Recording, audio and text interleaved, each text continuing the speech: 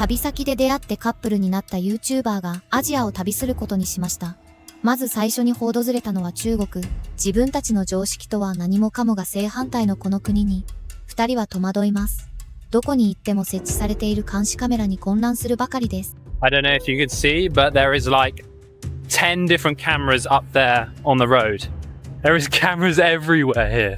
It's quite intimidating because the amount of police checkpoints and police in this area is crazy. And they have these big police buses. Don't know what they are, but just got our metro tickets. One of the issues we've had with the metro is we always have to go to the person because when we use the machines, it asks for ID and we don't have Chinese ID, obviously. So if you are a foreigner, you have to go to the person most of the time. One of the crazy things about the metro here is that there's safety metro officers in almost every carriage here in Beijing. And there was some guy sitting on the floor and he clicked record on his little camera thing and then recorded him and said something to him. I don't know if it was get up, but it really was quite a weird circumstance. I don't know why, but yeah, there's a lot of safety officers everywhere. 旅先で出会ってカップルになった YouTuber がアジアを旅することにしました。まず最初に訪れたのは中国。自分たちの常識とは何もかもが正反対のこの国に、二人は戸惑います。どこに行っても設置されている監視カメラに混乱するばかりです。Dinner, it is finally time to head up to the Great Wall once again and camp on the Great Wall. Now, this isn't a very common thing, and I'm pretty sure we're going to be the only ones up there camping on the wall. So we're a little bit nervous, but I mean, it's going to be pretty sick, isn't it? Not many people can say they've camped on the Great Wall of China. Here we go. Let's go camp. Oh wow, I think we're taking this up the Great Wall. Wow. Yeah, in we get. Oh, better take my bag off. That's going to unbalance me. ところが、いざ万里の長城に向かうと、宿のおばさんがバイクを持ち出してきて乗ってと言います。実はこのツアー、宿のおばさんが違法で運営しているものだったのです。We are literally on this little motorbike tuk-tuk thing, heading to the wall. I'm guessing these are our camping stuff? Like Yeah. our sleeping bags and mats? I think so. It is quite steep now because we're getting the bike up most of the way. So we've got to walk whilst our bags and the sleeping stuff is being brought up for us. It's going to be a bit creepy, I feel like, being the only ones around. Should only take about 15 minutes from this spot as we got driven most of the way. But up here, we're going to be camping in one of the watchtowers, or I think maybe next to the watchtower. But let's see. Here we are. We've reached our watchtower for the night. This is where we're going to be sleeping. We're sleeping inside there, I think. This feels a little bit surreal. Right now our guide has left us and we are alone on the Great Wall of China. And there's not even a whisper of anyone nearby. And it's only getting darker. This is where we're sleeping tonight. Inside a watchtower of the Great Wall of China. Anyway guys, we're going to watch Ted Lasso right now and we will see you in the morning. そして翌朝早く、誰かがテントを乱暴に引っ張り、二人は驚いて目を覚まします。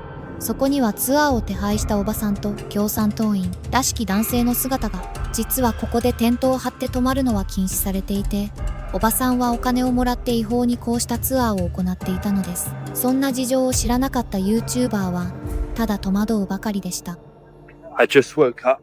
It's about 10 minutes before sunrise. And then our tour guide comes up and starts like telling us to get out the tent basically and has taken our tent away. It's a little bit confusing because we were hoping for a nice peaceful sunrise, but it's just the guide and a friend just yapping away, taking down our tent. They're talking so loud, like we just want to enjoy this peaceful moment to ourselves. Luckily, I managed to get a couple of videos before she ripped it down. And we said we'd bring it down to her, but maybe some policy or something, they had to get rid of it right now. And it's not even 5 a.m. at the moment. So a bit of a shocker waking up because we literally woke up like 5 minutes ago. Are they even allowed to have it? Yeah, it really makes me think that this is not supposed to happen. It feels a little bit like they shouldn't be here. It's a bit dodgy and weird, if I'm honest. Yeah, it really is. China is a very different culture. It's very different from lots of other places you'll travel, maybe a little bit similar to Vietnam and the Far East, but it is different. Things like Queue jumping was a big thing. We were a little bit shocked at times. People would just cut in front of you and wouldn't even realize you're there.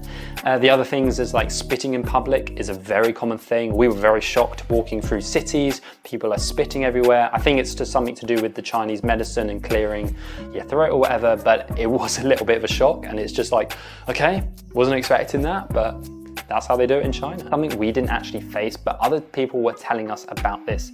If you're staying in an apartment or a small hotel or guest house and they're not used to taking international tourists, then you actually have to register with the local police. Normally the hotel or hostel will do this for you, but in some small cases, you're gonna have to register it yourself. And I think you just have to go to the police station.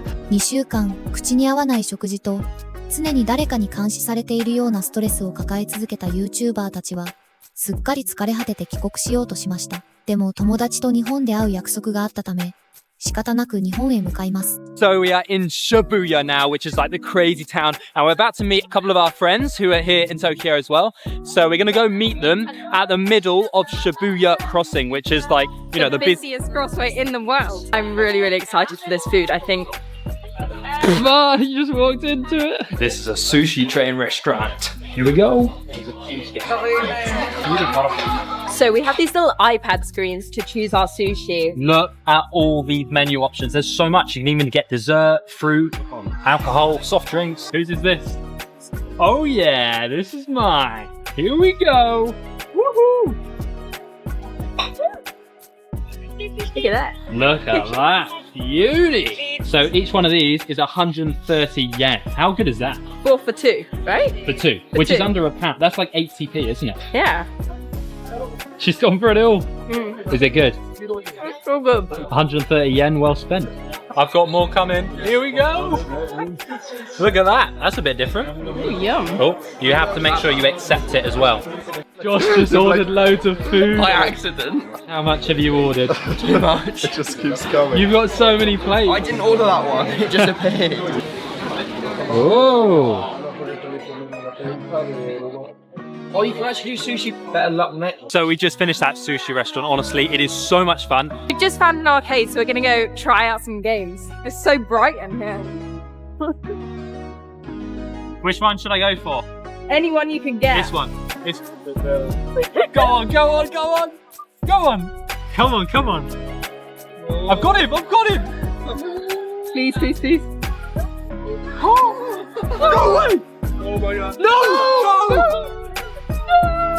I thought I had him. I'm going again. Another 60p. Oh, No, go. Oh my god. Bring it on. We won. We beat the guys. What have we just found? There's these little vending machines, and I think basically you press it and you pay, and then you go inside the restaurant and you figure out, and they give you your food. Like, it's just ready. Should we try it? Let's give it a go.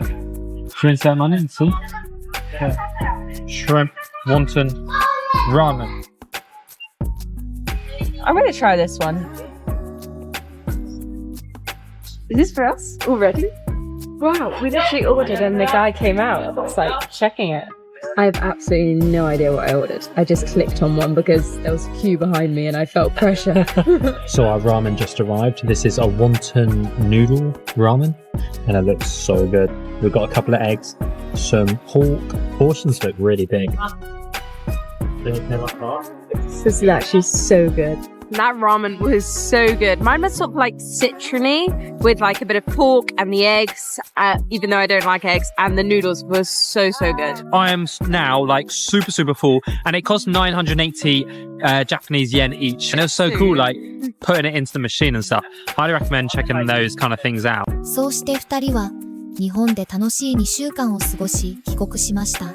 そして日本を訪れる外国人に向けてこんなアドバイスを残しています。I wish I knew before I visited Japan. From experience, there's definitely things you should know before even setting foot in the country of Japan. This country is so culturally unique and different from anywhere else I've been, and that's partly due to its geographical location and being isolated from everyone else. Number one, in no particular order, and that is do not tip.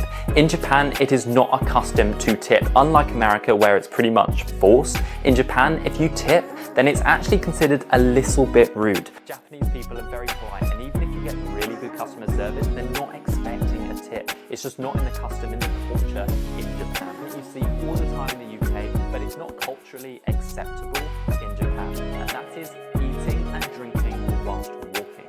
In the UK, we're running around doing all these bits at once, but in Japan, when you're eating, you have to stand or sit.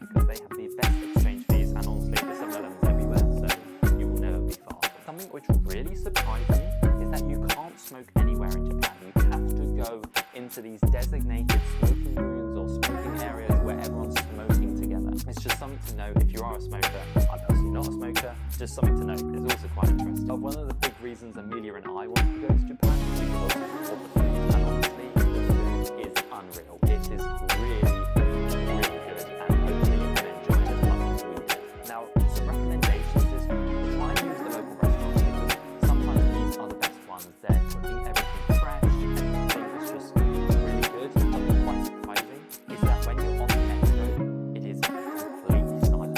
It's like so ridiculous, because often you're super tight, little sardines with everyone around you, and everyone is dead silent. And it actually says you're not allowed to use your mobile phone for call, not for messaging, on the metro. So that's not allowed in Japan, and just kind of be respectful and follow what everyone else is doing. Even coming from somewhere like London, where you get a little bit of chatter, but it's known for being not that talkative. In Japan, Tokyo, Osaka, it is silent. It's just mind-blowing. It might be a bit of a surprise to you, but that is when you're in a restaurant, you might hear a lot of this.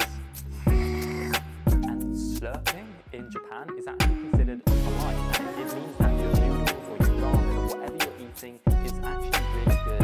And so if you're eating noodles, don't worry about giving a good old slurp, because you're going to be hearing a lot of people around you doing the same. Obviously in London it's probably considered a bit unpleasant and a bit rude, but in Japan it's completely fine, and just go with it and join in with the culture. The other thing is, once you're done in Japan, the often custom thing to do is to money away your food and your drinks so that it's ready for the next person.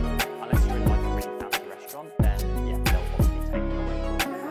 But yeah, most places, cheaper places, take your food and your drinks away. The very last thing that I wish I knew before visiting Japan, that is go to Mount Fuji. But not just that, make sure you don't just take a day trip, you spend time in the Fuji area. It is honestly one of the most beautiful things I've ever seen. The snow-capped mountain of Fuji is just stunning. And if you want to spend more time in the Japanese countryside, then I recommend staying around there, seeing the different spots. There's even a waterfall you can go see. It's honestly brilliant, and I can recommend it. Now, Mount Fuji was one of my highlights in Japan. Now, one of the most common ways to see Mount Fuji is the fast day trips from Tokyo. But if you have more time, then I really recommend just going to Mount Fuji and spending a few days in the area. イエミにいらない。ご提示いただいたテキストは先ほど翻訳した字幕の最後の一部ですね。前回の回答の最後にも記載しましたが、こちらのベトナム語訳は以下のようになります。